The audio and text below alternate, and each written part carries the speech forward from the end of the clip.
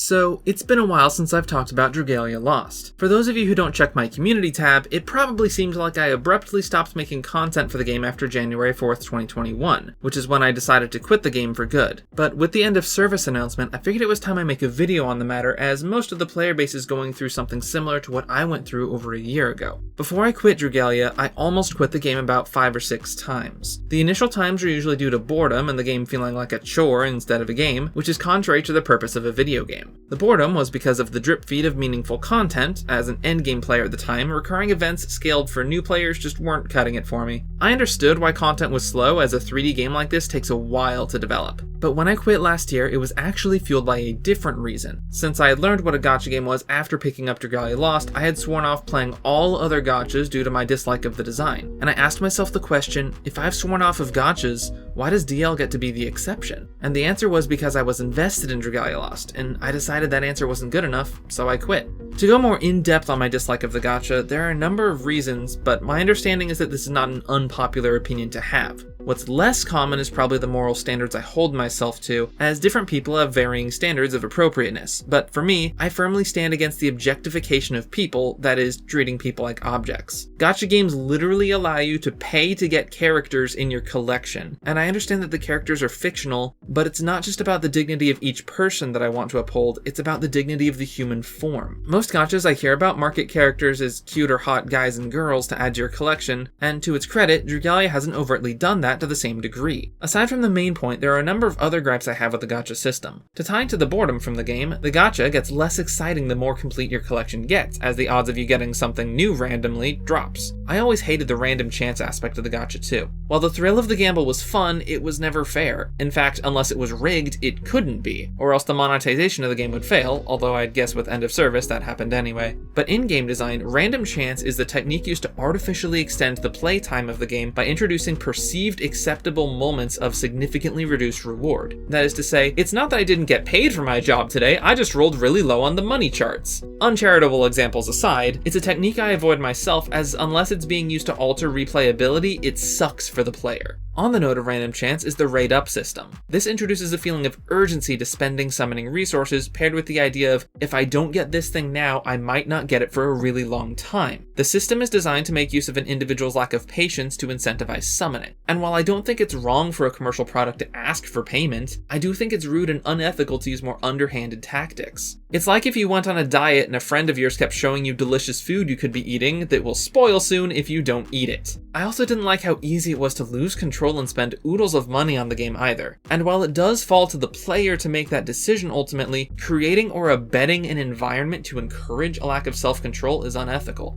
On the note of money, the prices for the units in Dragalia Lost were astonishing, and wow does the game make you feel like $120 is pocket change. Before sigil summoning was introduced, there was no limit to how much money you could spend and lose chasing a character. A single character. Sigil summoning made it both better and worse. On one hand, there was a guarantee of value at a certain point. On the other hand, that value was $360 worth of diamantium for a single unit, and that small reassurance of the guarantee further lowers summoning inhibitions. $360 is enough to buy a Nintendo Switch and a game for it. 2 diamantium sigil summons in Dragalia Lost could buy you a Switch OLED, Breath of the Wild, Mario Odyssey, Animal Crossing New Horizons, Mario Kart 8 Deluxe, and the entirety of the Picross S series. 2! And that's using the rates of the limited monthly packs. Now, there were special events like Dream Summons, which nominally cost about $24, which is still a lot for one character in a game with well over 200 of them. Platinum summons cost the same amount and didn't even guarantee something new. The cost of a single summon in Diamantium using the monthly pack rates was $2.40, which is the cost of what in all likelihood will be a 3-star duplicate.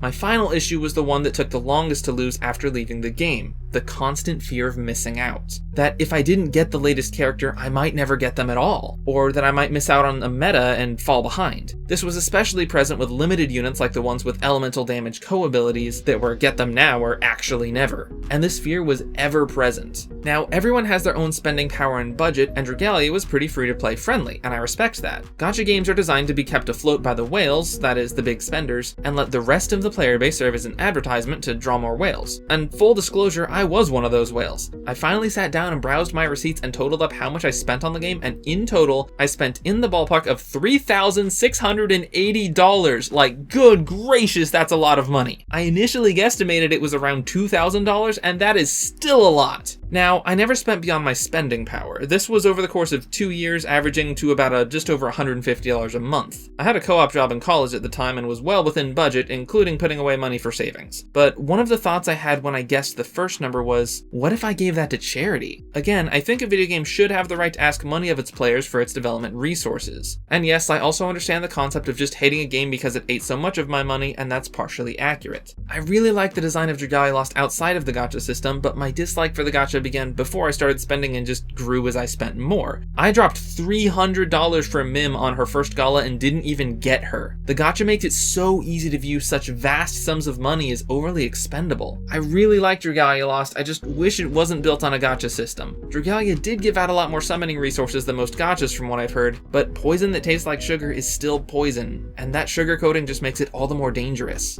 So with my rather long and in-depth explanation out of the way, I do actually want to talk about Dragalia Lost ending.